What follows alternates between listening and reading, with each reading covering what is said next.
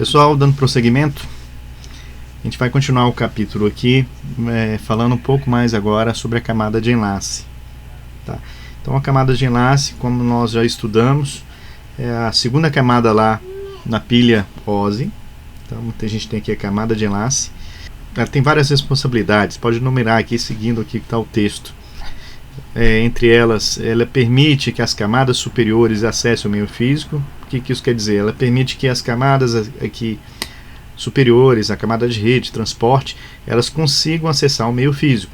Então a camada de enlace é que vai fazer essa transição da parte lá das camadas superiores para o meio físico. Então ela vai aceitar as camadas da camada 3, os pacotes da camada 3, e vai empacotá-los em quadros. Ela prepara também que esses dados, esses pacotes que vêm da camada 3, sejam transmitidos na rede física, no meio físico. Ela vai controlar, então, como vai ser enviados esses dados para o meio físico.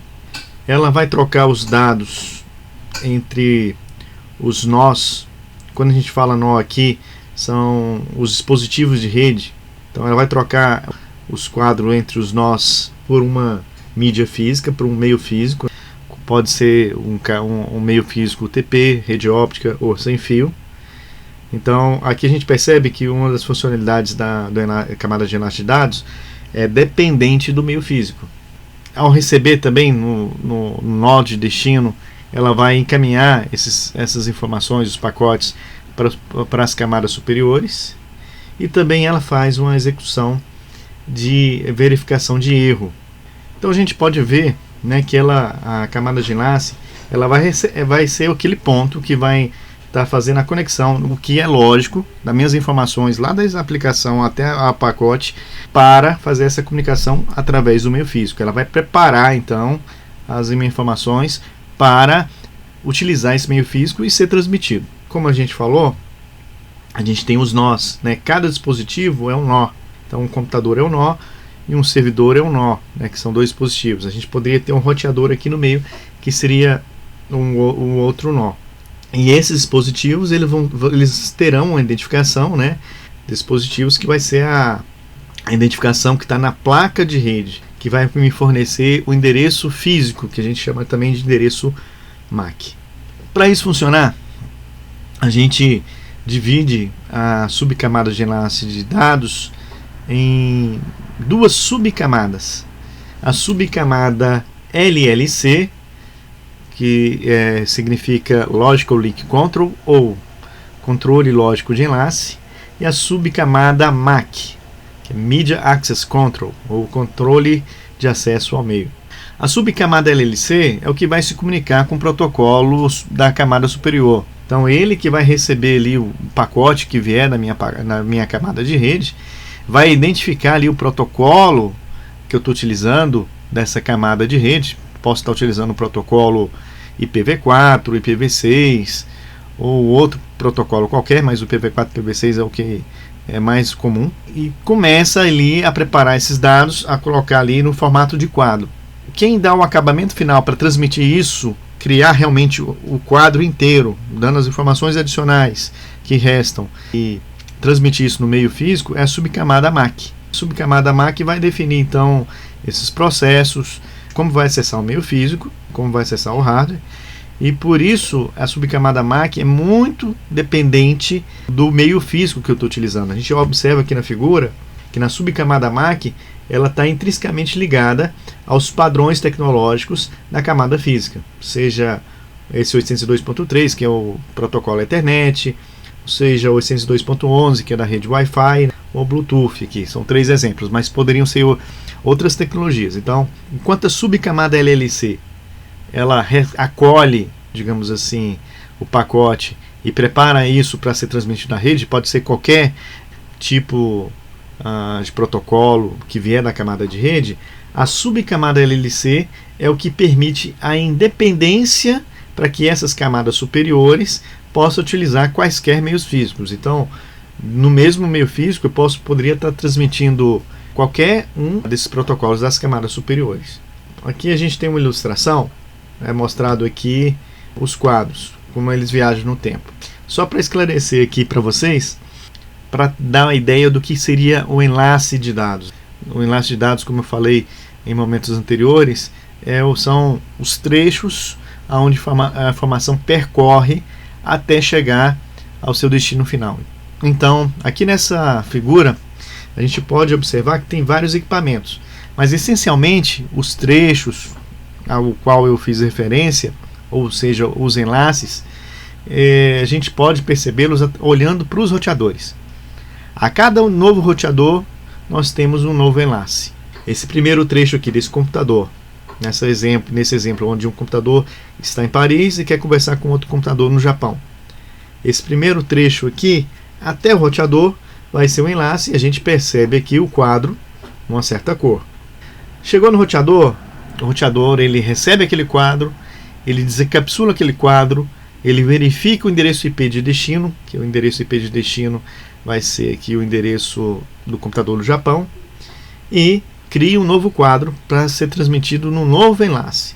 O novo enlace vai ser desse roteador até esse outro. De fato, aqui a gente percebe na figura uma comunicação via satélite.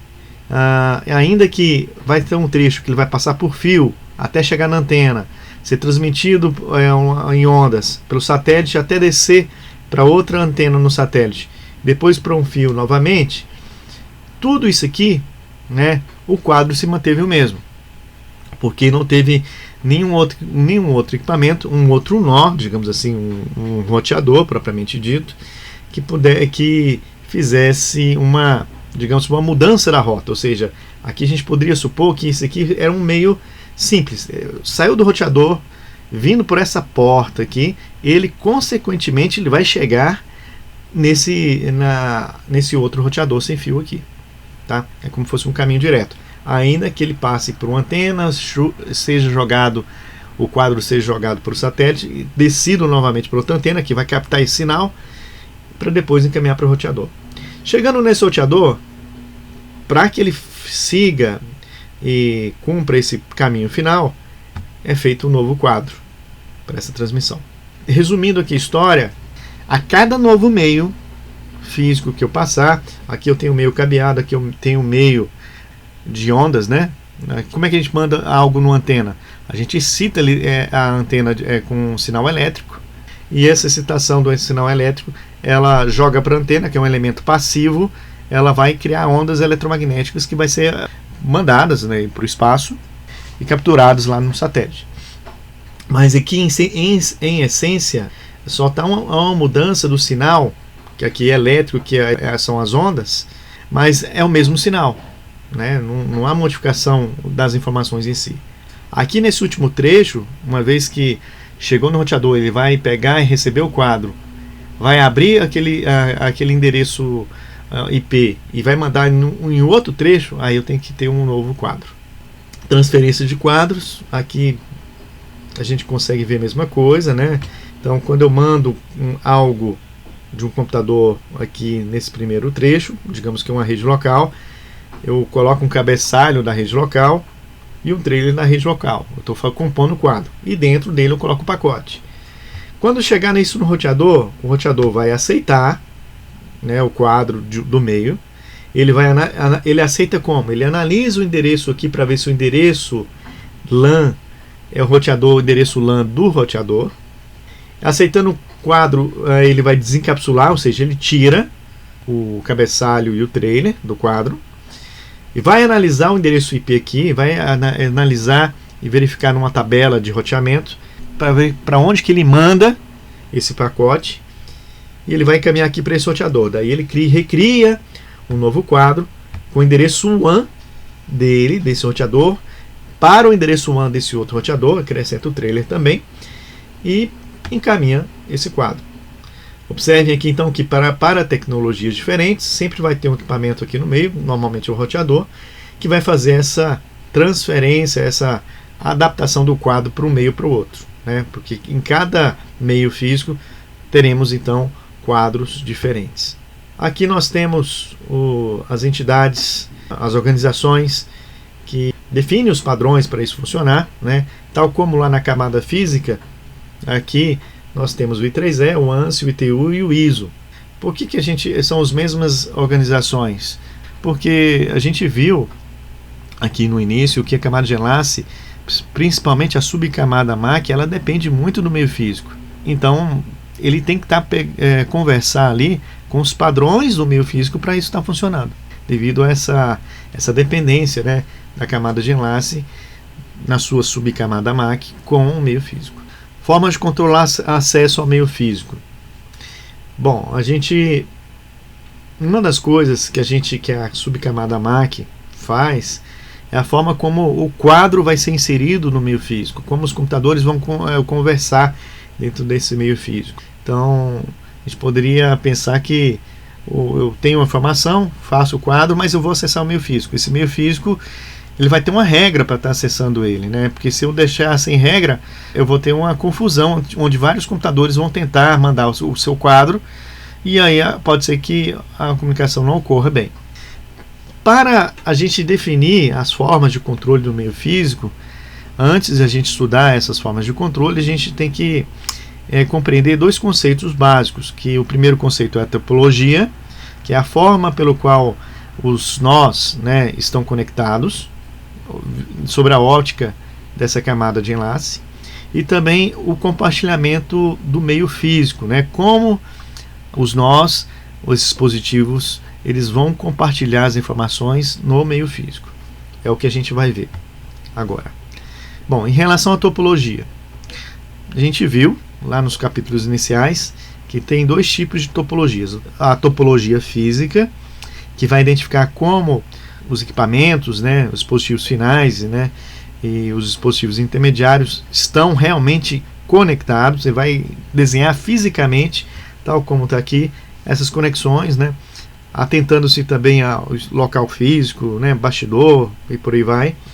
E a gente tem a topologia lógica. A topologia lógica, né, seria como a topologia mais do ponto de vista de como as informações, os quadros são trafegados.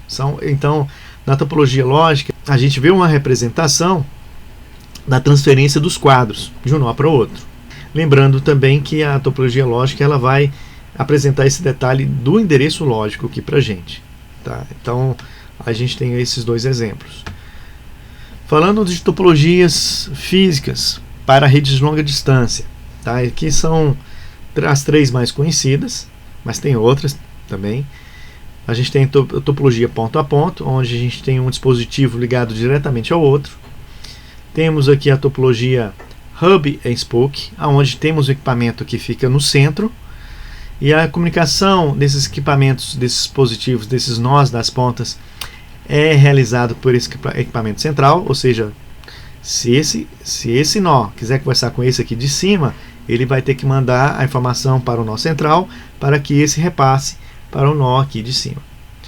Outra topologia que nós temos aqui é a topologia full mesh, né, onde todos os nós têm ligações diretas com todos os outros. É algo bem complexo, é algo que seria desejável, mas porém é muito caro, tem um custo muito alto. A gente pode ter variações, a gente pode misturar essas topologias aqui e criar o que a gente chama de topologias híbridas. Aqui, de forma mais específica, a gente vê aqui uma topologia física ponto a ponto, onde eu tenho dois nós ligados fisicamente um ao outro, e o que a gente nota aqui, que a gente percebe é que se eu encaminho um quadro aqui por essa conexão, necessariamente ele vai chegar para o nó 2. E vice-versa. Se eu saio do nó 2 e vou nessa conexão, a informação ela vai necessariamente chegar no nó 1. Tá? Então a topologia ponto a ponto é limitada a dois nós. Temos também a topologia lógica ponto a ponto, que é a mesma coisa, é semelhante da topologia física, mas a única diferença é que aqui no meio eu posso ter equipamentos, que vai criar uma espécie de circuitos virtuais para que faça essa conexão lógica entre os dois nós. O ponto aqui é que ela se assemelha à conexão física, porque independente de ter vários equipamentos intermediários, eles vão estar configurados para fazer essa conexão lógica ponto a ponto, que é semelhante ao caso lá da conexão ponto a ponto física, né, da topologia física ponto a ponto. Então, se eu tenho um quadro que sai desse nó de origem e vai pegue essa conexão, ainda que ele atravesse esses equipamentos, por conta dessa conexão lógica, ele vai chegar, o único destino dele, que é possível, é chegar no nó do destino. É bem semelhante, mas ele é lógico, por quê? Porque ele abstrai, né, esses equipamentos intermediários. Bom, gente, aqui a gente tem as topologias físicas. Aquelas topologias anteriores, que acabamos de ver, são topologias de longa distância. Aqui são as topologias físicas de uma rede local. A gente tem topologia em estrela, onde temos aqui os computadores que parecem uma constelação ligados para um ponto central. Esse ponto central pode ser um hub Ethernet ou um switch. A gente tem uma topologia de estrela estendida, onde a gente tem duas configurações de estrela e os pontos centrais interligados. Temos também a topologia de barramento. A topologia de barramento normalmente ela é construída com um cabo coaxial, onde as terminações são ligadas num barramento que é comum a todos os computadores, e as terminações aqui finalizadas de alguma forma. E temos também a topologia anel, né? Normalmente a topologia anel é feita também com cabo coaxial. A única diferença é que a gente não tem essas terminações na extremidade, que seria um barramento comum também, né, ligando todos os equipamentos. Outro conceito que nós temos que ver aqui também é o conceito de half duplex e full duplex. Eu falei um pouco desse conceito ao longo desse capítulo, mas aqui a parte é onde a gente vai formalizar esses conceitos, tá? O half duplex é aquela comunicação que todos os dispositivos eles podem enviar ou receber a informação, né, o quadro no meio. A única questão é que ele não pode fazer isso ao mesmo tempo. Ele ou um dispositivo envia ou recebe, tá? Mas eles não podem enviar e receber ao mesmo tempo. Ele não pode ocorrer simultaneamente. Normalmente esse tipo de comunicação, nesse método de transmissão half duplex, ele vai ocorrer quando a gente utiliza um equipamento que era utilizado mais antigamente, hoje em dia ele está em desuso, que é o hub, né? O hub ele funciona sobre esse método de transmissão half duplex. O full duplex, a comunicação ele ocorre nos dois sentidos, ou seja, eu posso enviar e transmitir ao mesmo tempo. Ou seja, ele é mais eficiente, né? Ele consegue, enquanto o half duplex, ou eu só envio ou só escuto, ou seja, só recebo, o full duplex ele consegue transmitir e receber ao mesmo tempo. Eu falei para vocês que o hub estava em desuso porque com o surgimento do switch, o switch ele imprime esse modo de transmissão full duplex, né, o que o torna mais eficiente. Por isso que o hub foi aposentado, né? A gente ainda vê alguns lugares aí com o hub funcionando, mas é mais de redes legadas. Normalmente o que o pessoal utiliza mesmo é o switch devido a essa eficiência que é dada por essa comunicação full duplex. Agora sim, nós vamos falar de métodos de controle de acesso. A gente viu esses conceitos de topologia, né, de método de transmissão, e a gente vai entrar um pouquinho aqui como, né, os dispositivos eles acessam o meio físico através da camada de enlace, através da subcamada MAC. Basicamente a gente vai ter dois métodos de acesso ao meio físico, esse meio físico que é compartilhado. O primeiro método é o método de acesso baseado em contenção, onde os dispositivos eles vão operar em half duplex, ou seja, eles vão ou enviar ou receber informações, mas não simultaneamente, e eles competem pelo meio físico, pelo uso do meio físico. Então há uma certa concorrência nesse método de acesso baseado em contenção, onde um computador está competindo com o outro para transmitir o seu quadro, tá? A gente vai ver como é que vai ser essa competição já já. E temos também o método de acesso controlado, é onde a gente define um tempo para cada dispositivo estar enviando as suas informações, os seus quadros, tá? É como se fosse uma ideia assim, eu tenho o tempo do computador A, o tempo do computador B, o tempo do computador C, onde durante esse tempo ele pode enviar o dado. Passou o tempo dele, ele vai ter que aguardar chegar a sua vez novamente. Esses métodos de acesso controlado, eles não são eficazes. A gente estuda, mas porque pelo contexto histórico. Ele foi utilizado em redes Token Ring. Redes Token Ring era uma rede parecida com essa aqui, em anel, naquela topologia anel, aonde cada computador aguardava a sua vez de enviar. Tá? Aí dá para perceber que ela não é muito eficaz. Bom, pessoal, o exemplo lá do método baseado em contenção, a gente pode citar aqui o protocolo Ethernet, o qual utiliza para esse método baseado em contenção o processo lá chamado de CSMA-CD. Esse CSMA-CD significa Carrier Sense Multiple Access Collision Detection. Método de múltiplo acesso à portadora com detecção de colisão. Aqui ele utiliza o hub, ou seja, a comunicação com o hub vai ser half duplex, e basicamente é um método que se baseia na educação. Educação, eu vou explicar por quê. Porque o computador, antes de transmitir no meio físico, ele escuta o meio para ver se tem algum outro computador transmitindo, né? Então, a educação é por conta disso. Então, ele necessita, o método implica na necessidade do computador escutar o meio, né? O que é escutar o meio? Ele verificar se está ocorrendo alguma transmissão naquele momento.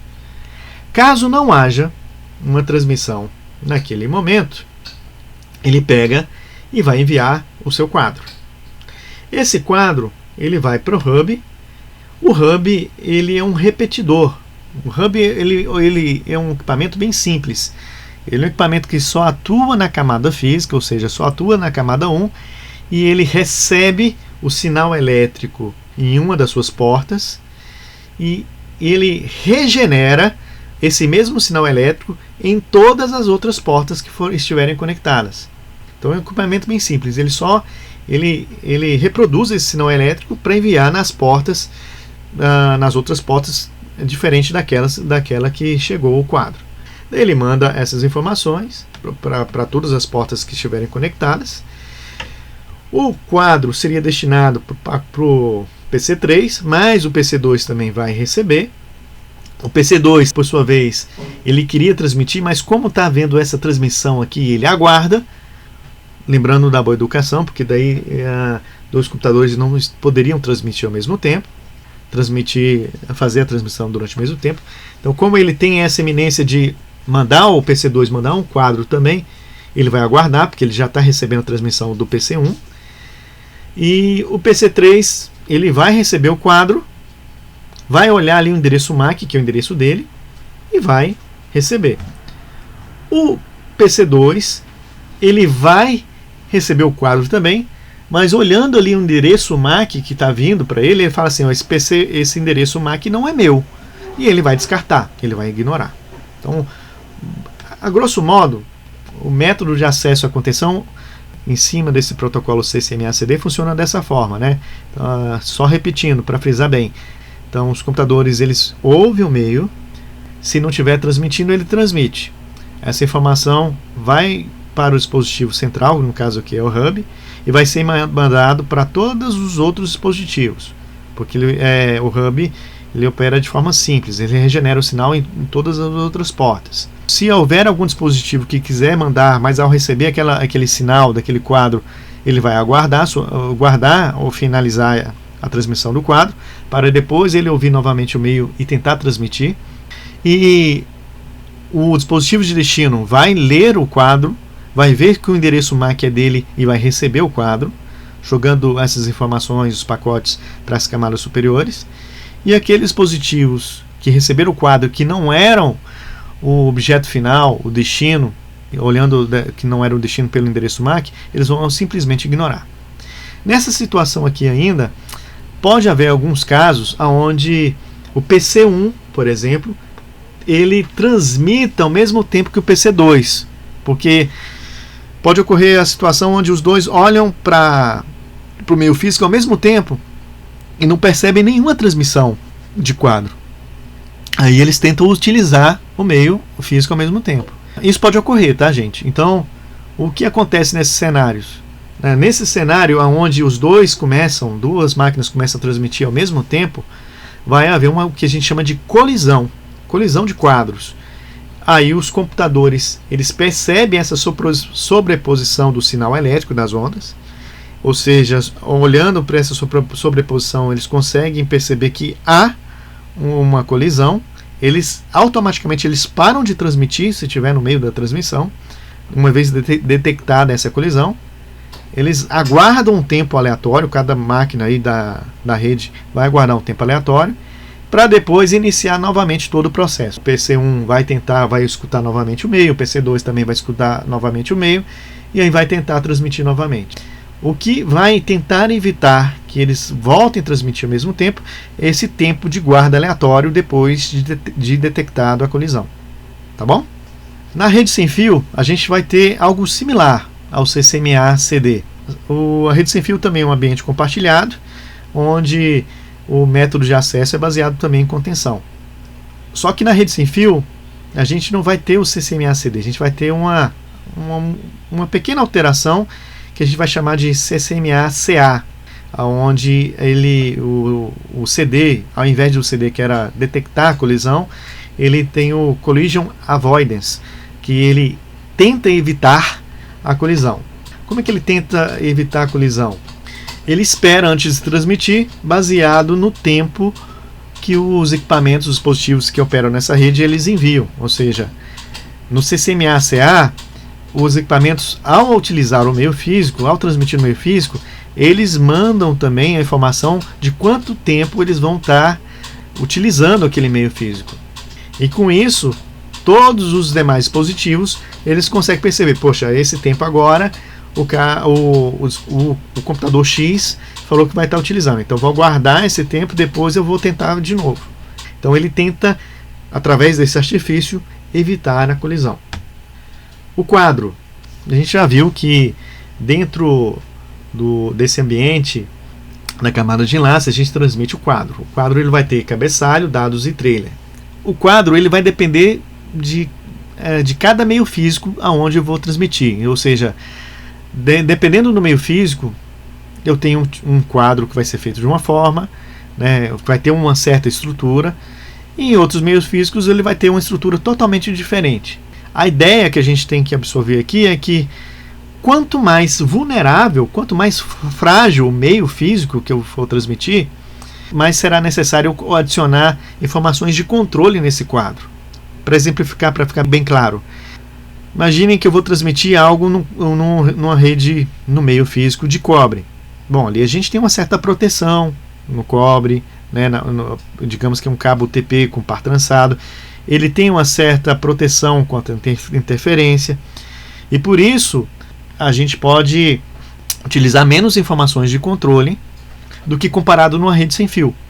A rede sem fio, ela está num meio extremamente frágil, porque a rede sem fio ela vai em ondas eletromagnéticas, né? Não tem um meio ali que vai conter essa informação, como um cabo, né? Então todo mundo que estiver ali próximo na área de cobertura pode estar mandando informações, ou seja, um meio que vai ter alta concorrência.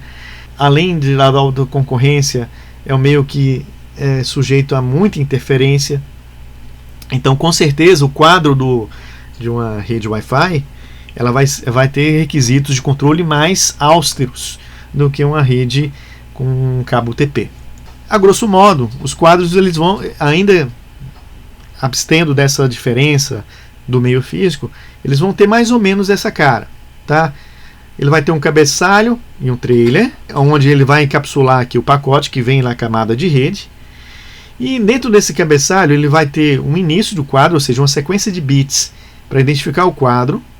Ele vai ter aqui um campo normalmente de endereçamento para referenciar o endereço físico de origem, o endereço físico de destino, ou seja, o endereço MAC de origem e destino. Ele pode ter aqui um campo de tipo que vai definir, né, vai especificar qual é o protocolo do meu pacote da minha camada superior. Para quê? Para que quando ele chegar no meu destino final, ele consiga entregar isso para o protocolo apropriado. Pode ter algumas informações de controle, né, por exemplo, como informações de qualidade de serviço, tem os dados, e aqui no trailer ele vai ter duas coisas. Normalmente todos os quadros têm. É uma sequência de bits para detecção de erros e também uma sequência de bits para indicar que o quadro está finalizando. Então aqui observe que o quadro em si ele tem um padrão para identificar o seu começo e o seu fim. E aqui na detecção de erros é uma sequência de bits que depende das informações aqui do quadro, aonde o nó de destino ele consegue perceber se a informação veio do nó de origem com erro ou sem erro. Aqui a grosso modo, ele vai utilizar um algoritmo chamado CRC, Cyclic Redundancy Check. Esse algoritmo ele calcula baseando-se nessas outras informações aqui, em todos esses outros bits, e gera uma sequência. Isso é enviado para o destino, para o nó destino. O nó destino ele recebe as informações, calcula novamente e depois ele verifica com a informação que veio da origem de detecção de erros. Se as duas informações forem iguais, é que as informações chegaram no destino sem alteração, ou seja, foi enviado sem erro. Mas se houver alguma sequência diferente do calculado para o que veio lá da origem dessa sequência de detecção de erros, se tem alguma alteração ali, é porque houve algum erro na transmissão. E aí ele descarta o nó de destino, ele vai descartar esse quadro. Aí agora, só para finalizar, pessoal, a gente viu um pouquinho isso aqui no capítulo anterior, para falar um pouquinho dos endereços. Então, vocês lembram que o endereço, digamos assim, mais hierárquico, que vai apontar o início, a origem da minha comunicação e o meu destino da comunicação, que no caso nessa figura é o servidor, vai ser o endereço IP de origem.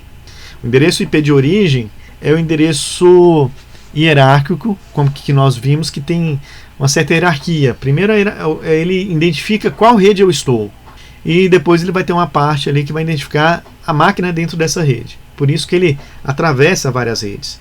No caso aqui nós temos uma rede que está dentro desse enlace roxo, outra rede que está dentro desse enlace verde e outra rede aqui que é nesse enlace azul claro.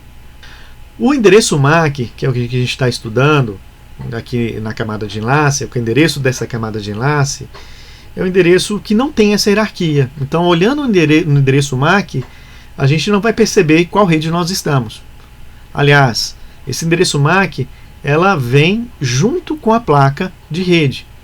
Então, se ela não identifica a rede, a gente pode pegar esse computador aqui e mudar para essa outra rede, que vai funcionar normalmente esse endereço. Ou seja, ele não está associado àquela rede.